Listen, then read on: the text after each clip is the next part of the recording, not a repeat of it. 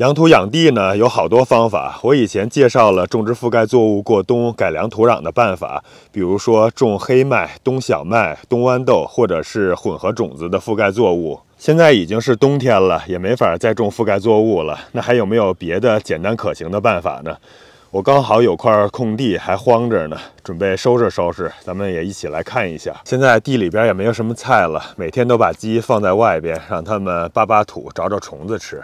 这块地就是我想来处理一下的地方，看看这草长得像是一块荒地了。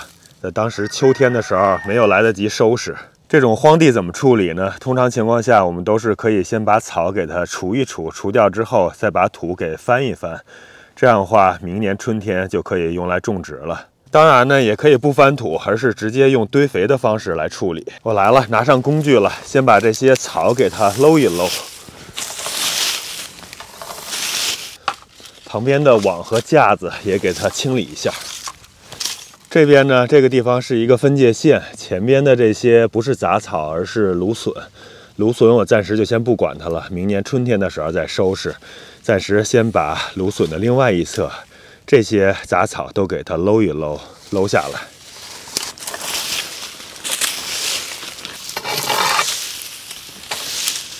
像这种搂不下来的草根，拿锄头给它锄一锄，尽量都把它弄倒。还有就是像这种长在边缝的地方，草根也比较深的这种杂草，也给它稍微的锄一锄，锄下来。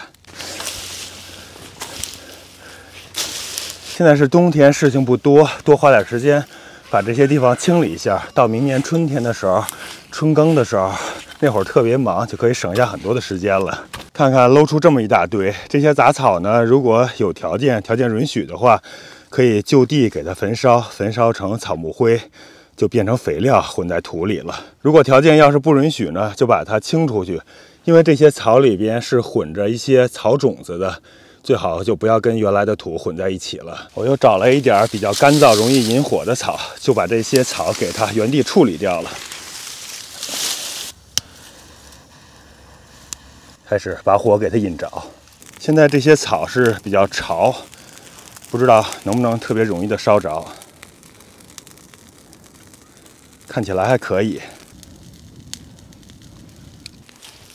这算不算是最原始的刀耕火种的生活呀？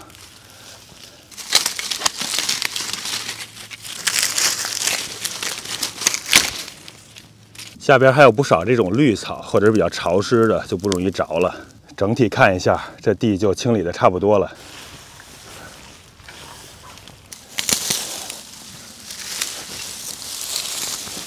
在旁边看着火堆，稍微的休息一会儿。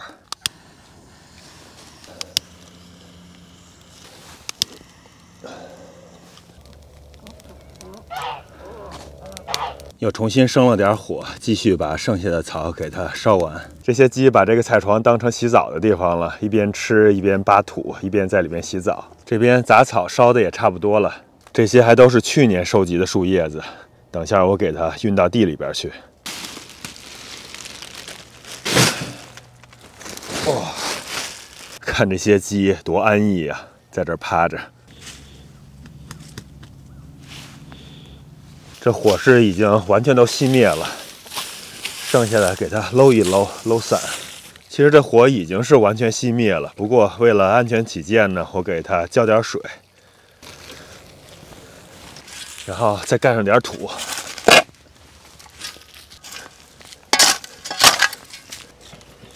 开始铺树叶子。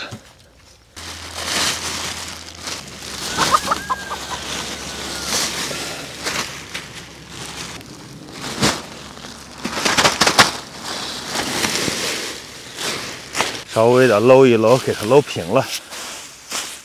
其实这下边如果要是再弄一些绿色的草屑或者是绿色的菜叶子，那效果应该就更好了。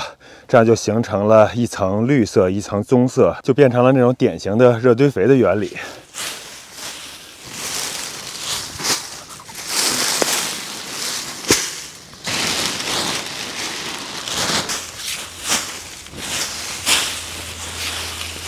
这块地呢，看起来并不是很大，但是需要铺的叶子还是不少的。一般要是能把它有效的覆盖住的话，大概是要有4到6英寸的厚度，也就是10厘米到15厘米左右。所以多铺一点还是有好处的，否则的话，它没有足够的热量，下边的那些草啊什么的也杀不死。看来我攒的那些叶子都得消耗在这个地方了，把头的地方还缺了一点儿。这种装在纸袋子里的树叶用起来就更简单了，可以把纸袋子也铺在下边，因为纸也是可以降解的。像这种纸就直接铺在底下了，还能有防草的效果。哇，这个好重！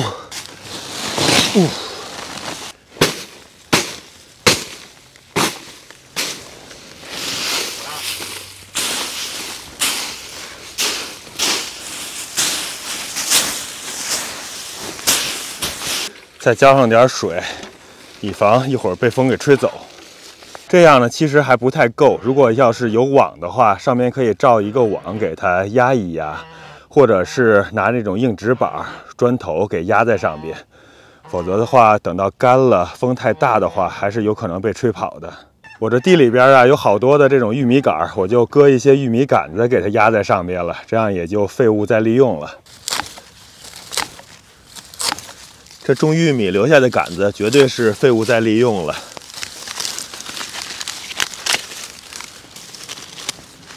有些上面还有这种小了的已经干掉的玉米，可以摘下来喂鸡。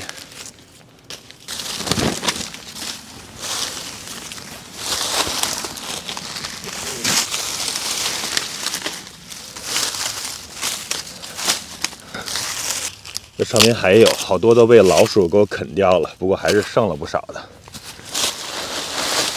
弄了一堆，把它搬过去压树叶子。这些玉米也给它收起来，一会儿拿去喂鸡。这边这一片的玉米杆子是剪下了更多。哎呀，应该是差不多了。哇，这么多，看看还能不能搬得动。哇，还可以。我用玉米杆子呢，纯粹就是废物再利用。其实盖这些叶子，你用什么样的东西都行，只要是透气透水。到时候下场雨呀，或者是下场雪，这叶子很快就能分解。只要叶子稍微的分解一下，它就能附着在地表上，就不会被风给吹跑了。来了。